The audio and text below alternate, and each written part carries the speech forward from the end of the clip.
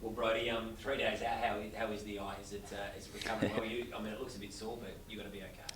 Yeah, it's fine. I think got hit in a really lucky spot. Unlucky to be hit, but hit in a nice spot. So saw the doc the next day, and he checked the eye socket and all of that, and there was absolutely nothing there. Just a nice little shiner for me for the week.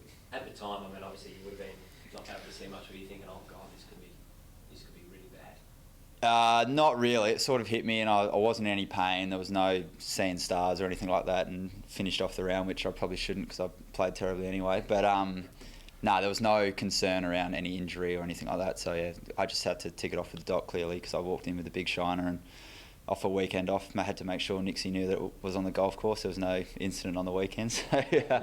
But yeah, everything's clear, so it's all good. Can you just talk us through again what actually happened? So I putted on a par 3, walked over to my bag, which was next to the green, and so tee block behind me, and literally looking down as I took a step, the ball's landed just at my right foot and come up and hit me in the eye. So no fall call from behind, which was pretty poor. As you know, Theo, the golfer, it should be a call there. But yeah, so pretty poor by him, but move on and nothing you can do about it now. Did he say anything? Did you speak to him afterwards? Yeah, I did, and he got up to me and still had no idea that he'd hit me. So he just, obviously, I don't know if he lost it in the sun or what, but yeah, I just moved on to the next hole and yeah, finished off. How many points, Joe? Not enough. 200 this week. Yeah. Mate, how are you feeling ahead of it in general? Does it cause some reflection, I guess, on your career? Yeah, a little bit.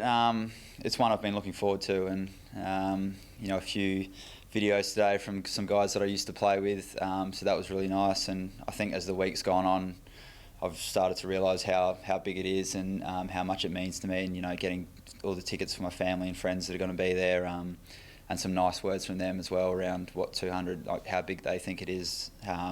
So it's starting to sink in now that it's a big moment and a special moment for myself and my family, so really excited. What does it mean to you?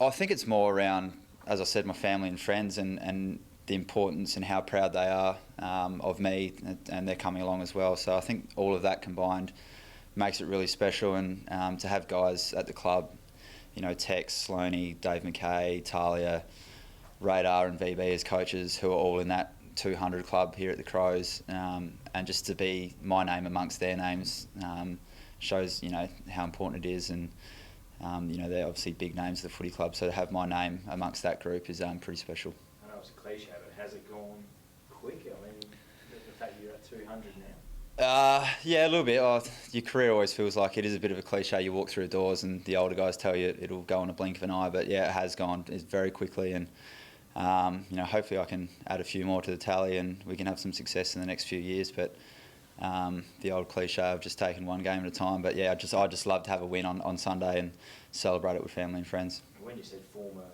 players, were they VB and Ben Riley or other guys? Nah, so like Kyle Hartigan, Rolly Knight, Charlie Cameron, these guys, Jared Lyons, put a nice video through and copped a couple of whacks from them, which is good. And then they bounced it out with some nice words as well. So yeah, that meant a lot to me. What were the whacks?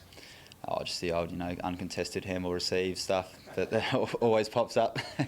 West Coast, obviously a decent side. I think it's Nick Nat's 200th game, so you share it with another great player. Yeah, and I shared my 150th with Eddie's 300th, so the big dogs have come in and stolen my weeks, but that's okay. It actually adds to it, to be honest. So obviously Nick Nat's a massive name of the football world and such a good player, so to be able to share the day with him does make it that extra bit special, and hopefully we can make his day a little bit sadder than mine. And you obviously didn't have a great day last week with the scoring. Have you addressed that as a group, and I guess how do you sort of hope to alleviate that? Yeah, a little bit. It wasn't so much our offence that we've addressed. We looked at our defence pretty closely, and unfortunately we just made it way too easy for Essendon, and all our turnovers were sort of in our back half when our plan's been to get up, and all of the big games that we've won has been our pressures being the standout thing and getting the forward half turnovers, and that wasn't there on the weekend. So we made it very hard for ourselves, and so we've more addressed, we know when we get our defence right like that, our offence flows from that. Any highs and lows that spring to mind straight away for 200 Broad? Obviously the knee might have been the obvious low, but maybe focus on a few highs, things that stick in your memory? Finals wins, definitely the highs. I think I've said it, that the 2015 elimination win, the year of obviously everything went through with Walshy and what he brought to the club, to be able to carry that into and get ourselves into the finals and have that big win on the G, I think is a standout win for me. But, debut, things like that obviously stand out. But I think the showdown win that year as well. So 2015's got some good highlights. But, yeah, unfortunately, the 17 final series would have been a bit nicer if I could have played a bit more footy. Yeah, no doubt. Looking to this weekend, mate, is there... Rory said yesterday that the pressure is on you guys to sort of respond and need to show a bit of fight. That's something that you sort of did do in the start of the year, and it feels like it's wavered a little bit. Does it feel like you've sort of deviated from your fundamentals a little bit, your contest and your pressure? Not intentionally. It's our game plan's been really clear that we play our best footy when we bring that, and that was still the focus on the weekend. And we did have a very inexperienced young group, so whether that plays a part where it's going to be a little bit inconsistent, but it's still, as I said, 100% the focus from the weekend was our defence. It wasn't offence, even though we had a low score, but it's still about, if we bring that pressure and contest, we know what it brings for us away from that. So it's still been the focus. It's been the focus every week, and it'll be the same on the weekend. It looks like there's going to be plenty of rain around, so great chance for us to bring that. Looking at training today, it looked like you sort of finished off with a 1v2s.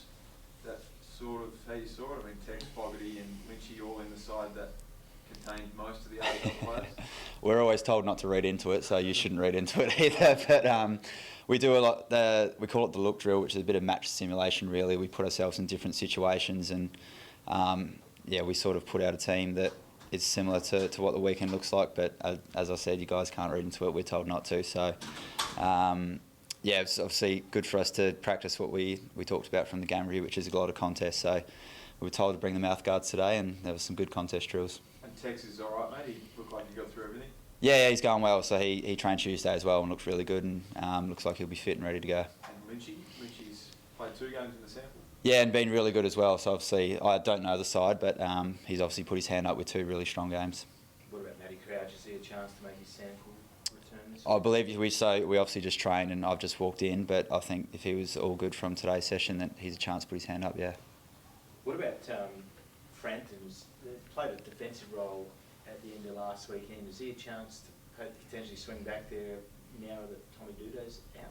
Yeah, potentially, and we got Worrell, and Fish has been playing good footy as well, but he did go down in the last quarter last week and actually looked pretty good, so obviously one for match committee to have a look at. But yeah, I didn't mind him down there, Big Bill. Gave me a couple of handballs, so I'll have him.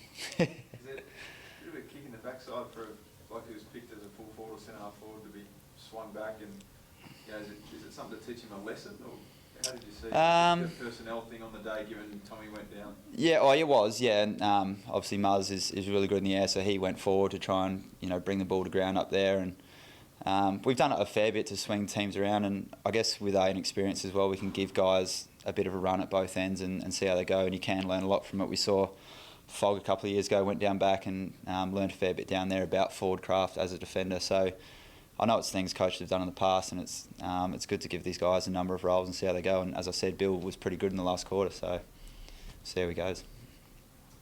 Just before you go, there's a pretty fluid situation happening with COVID. How would you potentially feel about SA being a hub here for other teams to come to? Well, fine by me, but we've always said that we just got to roll with the punches. It's obviously going to change day by day, as we've seen. A couple of weeks ago, we fly over to Melbourne for a main session, then come back and play at home. So we just do whatever we have to. And but yeah, if teams are coming here and we get this hub situation here, it's fine by us, and we're happy to go anywhere else. Thanks, Bo. Brilliant. Thank you. Cheers, mate.